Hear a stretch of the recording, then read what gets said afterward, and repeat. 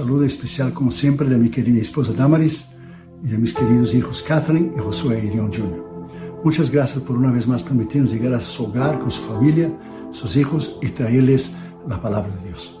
Abra conmigo, por favor, la palabra de Dios, la Biblia, en el Salmo 34. Este mensaje se llama No temas al dolor y el sufrimiento. Tendrá 5 partes.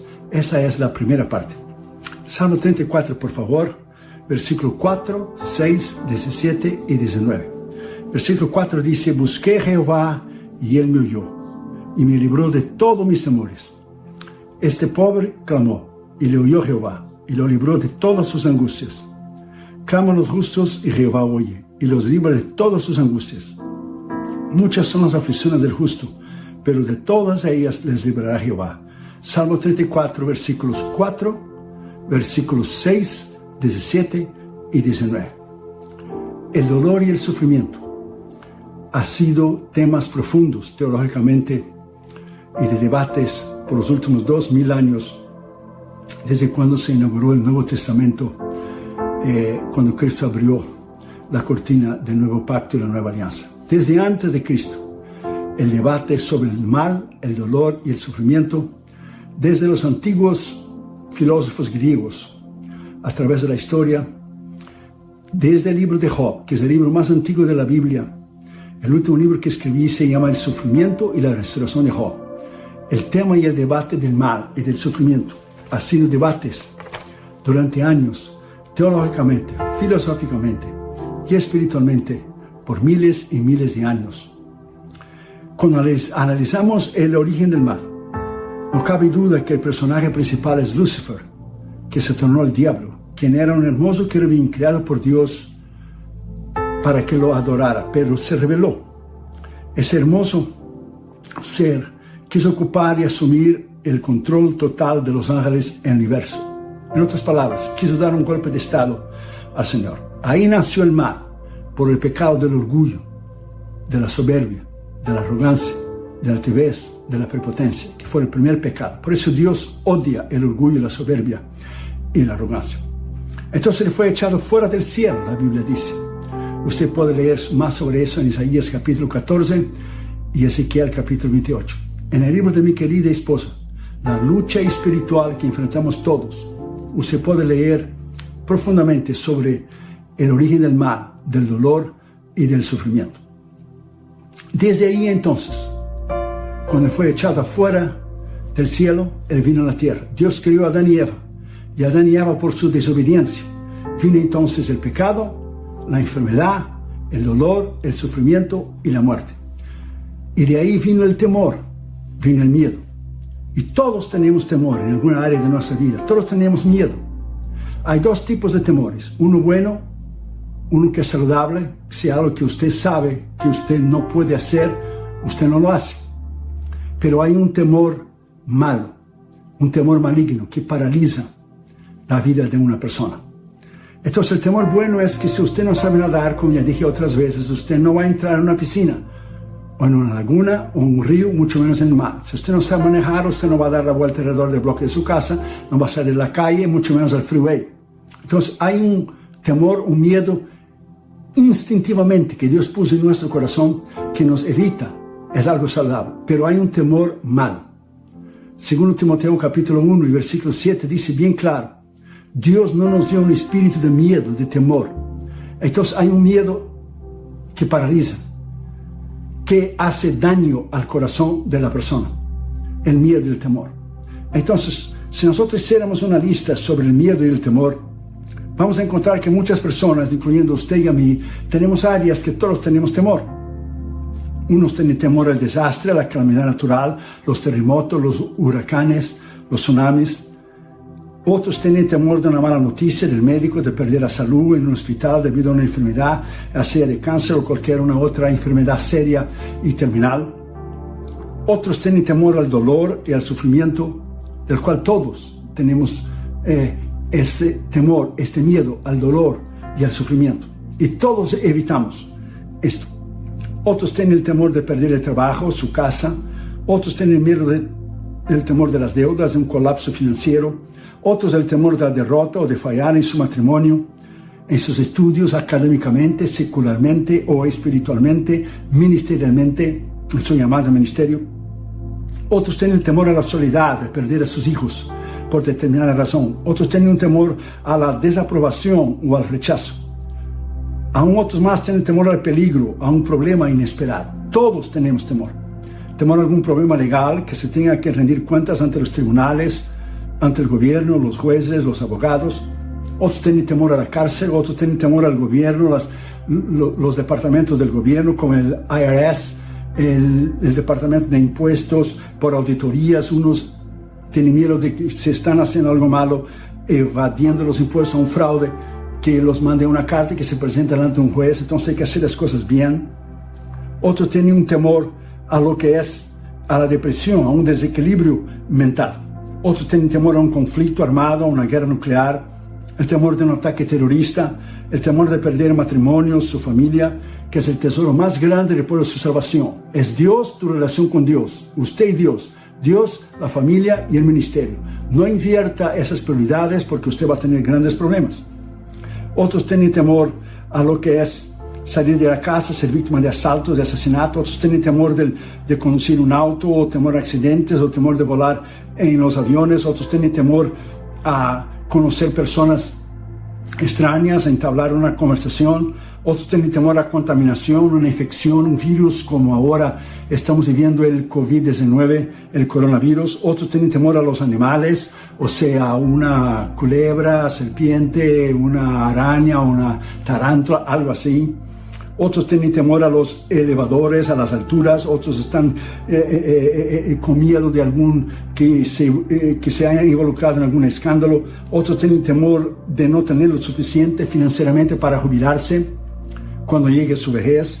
Otros tienen temor a morir y que no entierran vivo. George Washington tenía este miedo. George Washington dejó escrito que cuando él muriera lo tuviera su cuerpo arriba de la tierra por 3 días para estar seguro que estaba muerto, porque en el pasado no teníamos el avance de la medicina que tenemos hoy y mucha gente tenía miedo de ser enterrada viva, como muchas gente fueron enterradas vivas. Entonces hay muchos miedos, muchos tipos de temores. Tal vez usted tenga un miedo y un temor del cual yo no he mencionado aquí.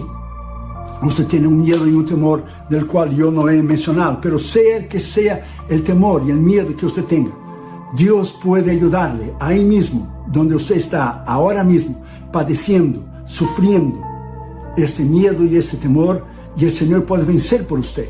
Como ya dije, hay un miedo saludable y hay un miedo maligno. Entonces usted tiene que aprender a discernir entre los dos, aprender a discernir que Dios puede, a través del poder de su palabra, a través del nombre de Cristo, de la autoridad de Cristo, de la sangre de Cristo, a través de lo que Él hizo en la cruz y en su resurrección, librar a usted de todo miedo y de todo temor. Librarnos, porque todos vamos a pasar y eventualmente vamos a envejecer, ese Señor no viene y todos iremos a partir con el Señor.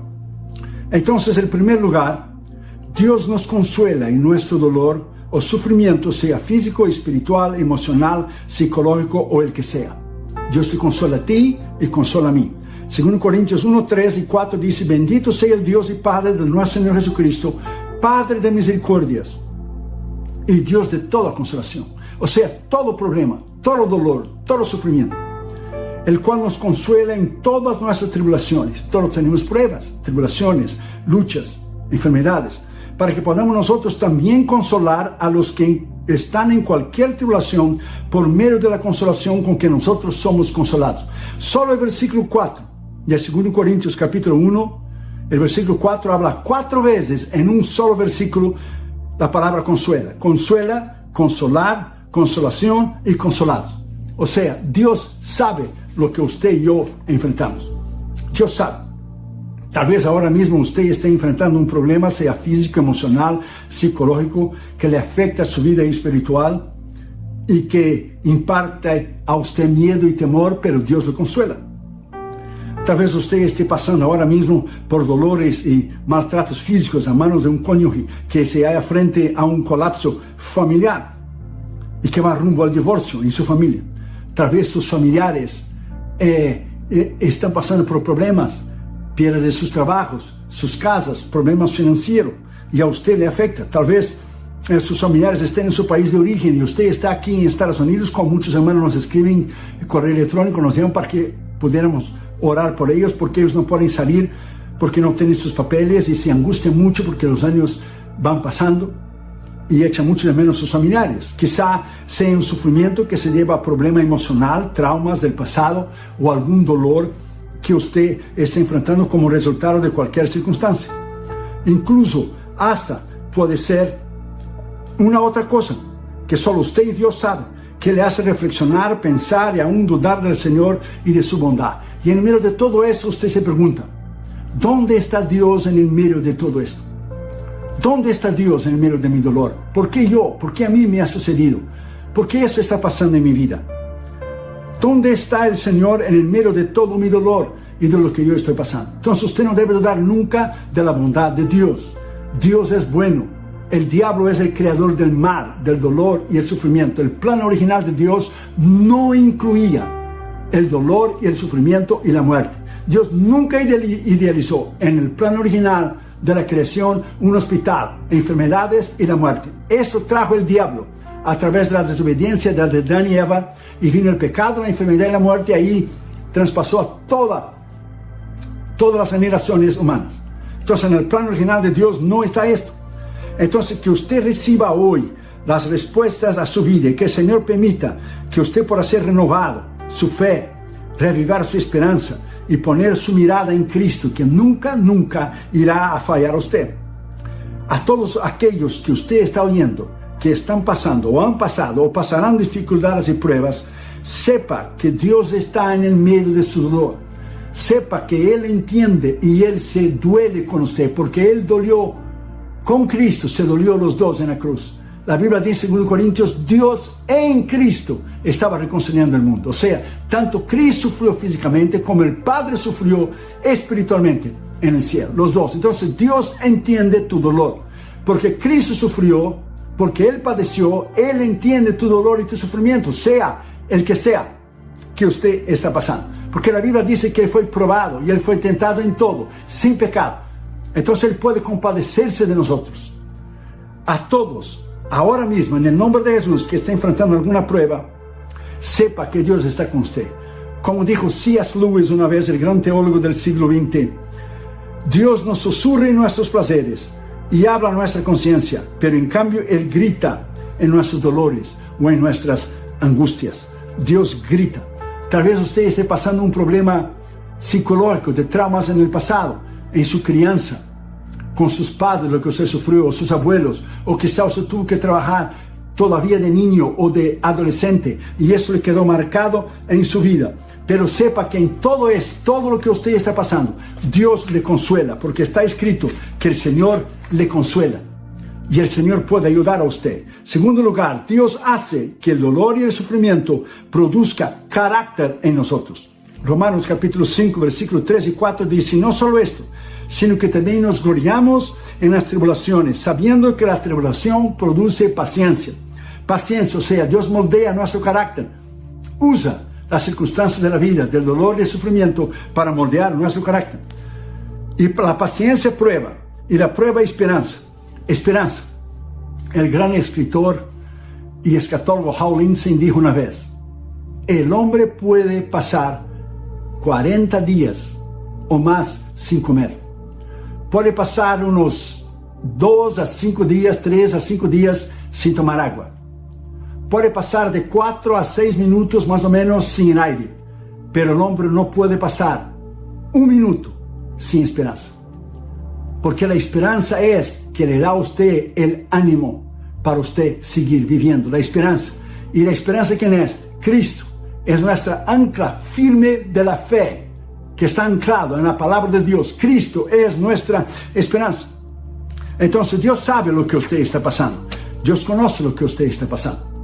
Mire la historia de Franklin D. Roosevelt, el presidente de Estados Unidos. Él nació en una familia privilegiada, fue a la Universidad Harvard. Fue un senador de 1911 a 1913. Fue asistente del secretario de la Armada, del Navy o de la Marina de Guerra de 1913 a 1920.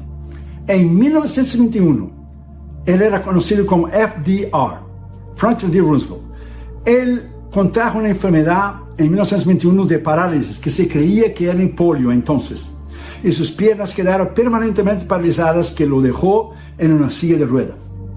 Pero la enfermedad y la parálisis produjo en él carácter y determinación de seguir hacia adelante. La silla de ruedas no lo paralizó, no lo dejó en una silla de ruedas, inútil o lamentándose a sí mismo. Él siguió.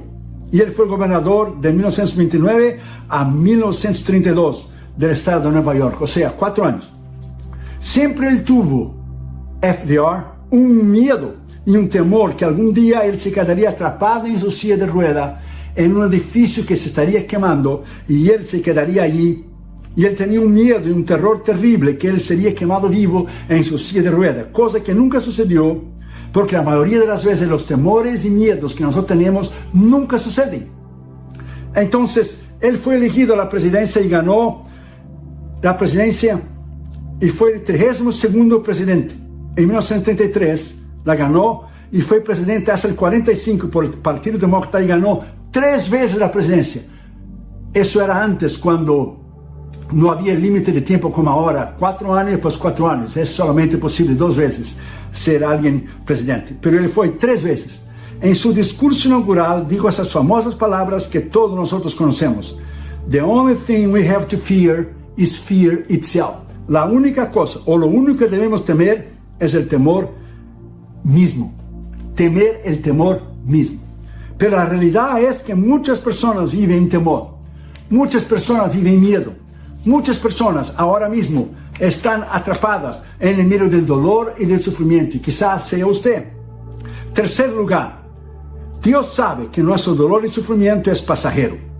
Romanos 8:18 dice: "Pues tengo por cierto que las aflicciones del tiempo presente", o sea, ahora. Hay el pasado, presente y futuro. Presente, o sea, va a pasar. El presente se va a tornar pasado, y tenemos que mirar el futuro. Pablo decía: "Tengo por cierto, sin sombra de dudas, que las aflicciones del tiempo presente", no dijo a lo mejor, quizá, tal vez, una probabilidad, las aflicciones de ahora no son comparables con la gloria venidera que en nosotros ha de manifestarse.